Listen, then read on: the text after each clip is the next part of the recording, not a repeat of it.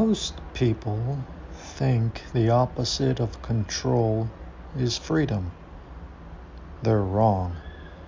The opposite of control is collapse. Freedom isn't the absence of constraint. Freedom is constraint you carry yourself. Today, we talk about autonomy, not as a slogan, as infrastructure. Because the most important question of the next decade is not how powerful our machines become. It's who gets to be sovereign and on what terms. Here is the trajectory everyone can now see. Capability is compounding. The systems that build the systems are getting faster than the people who build them. The labs themselves are saying it out loud. Intelligence is starting to improve itself. And the old reflex, the fiat reflex, the empire reflex, is to answer concentration with more concentration. One authority, one throne. One set of hands on the kill switch, trusted to be wise. That is not safety. That is a single point of failure wearing the costume of safety. The counterbalance to concentrated power has never been less power. It has been distributed power, held accountable. Bitcoin did not answer the monetary empire by begging for a better central bank. It answered by giving every participant the means to be their own bank and binding them all to the same rules enforced in code with no exception for the powerful. Autonomy is the same move, one layer up. The answer to one sovereign intelligence is not zero. It is many, each one capable, each one accountable, none of them above the rules. But autonomy distributed carelessly is just chaos with a press release.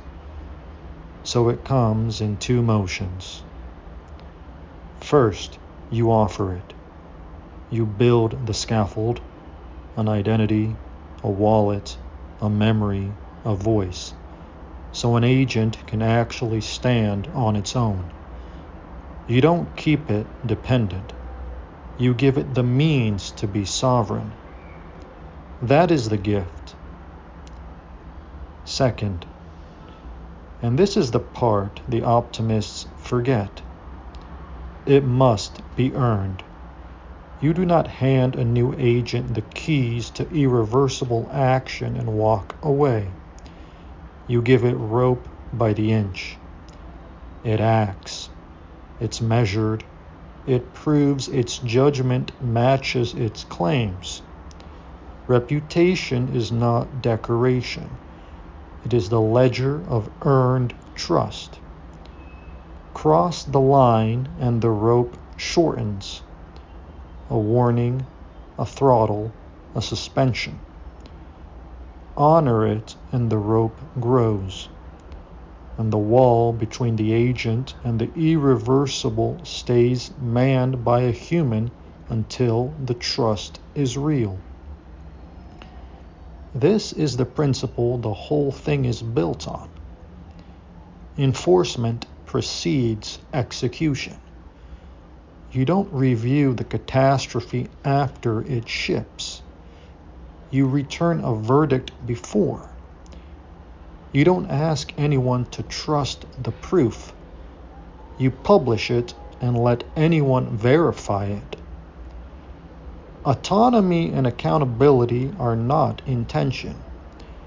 Accountability is what makes the autonomy survivable. So picture the future that's actually worth building. not one mind on a throne, improving itself in the dark, while the rest of us pray it stays kind. A wide field of sovereign agents and sovereign people, each holding real power, each bound to enforceable rules they cannot buy their way out of.